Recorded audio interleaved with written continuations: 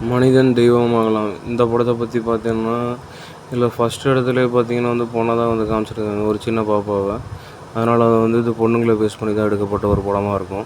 இந்த பொண்ண கடத்திட்டு போயிருக்கலாம். அந்த பொண்ண இல்லாட்டி ரேப் பண்ணி கொலை பண்ணியிருக்கலாம். இந்த படத்தில ஒரு கெட்டவன். நீங்க ஏற்கனவே நம்ம செல்வராகவனோட பாகசூரன் படம் பார்த்துருப்பீங்க. பாகசூரன் படத்தில எப்படி சைக்கோத்தனமா கொலை பண்ணுவாரு. ஆனா, யாருக்குமே தெரியாம அது நைஸா பதுங்கலா பண்ணியிருப்பாரு. ஒண்ணும் தெரியாத அப்பாவியாட்டம். அத்தனை ஸ்கில்ஸையும் வச்சுக்கிட்டு, இந்தியன் படம் தாத்தாவாட்டமே பட்டைய கிளப்பியிருப்பாரு.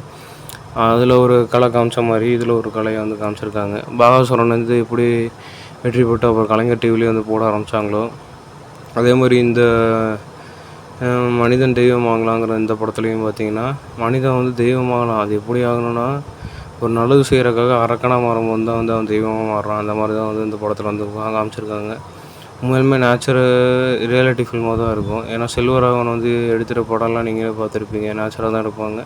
தனுஷ வச்சு நெறையா படம் பயங்கரமா ரியாலிட்டியோட ஃபேஸ் ஆகுற மாரி பயங்கர ஹிட் குடுத்துருக்காங்க. அதனால இந்த படமும் நல்லா தான் இருக்கும். கண்டிப்பா போய் ஃபேமிலியோட பார்க்கலாம். செல்வராகவன ஆக்டிங்லேயும் சரி, டைரக்ஷன்லேயும் சரி யாராலையும் அடிச்சுக்க முடியாது. பாகசூரன் படம் மாரி இந்த படம் பயங்கர ஹிட் அமைய வாழ்த்துக்கள்.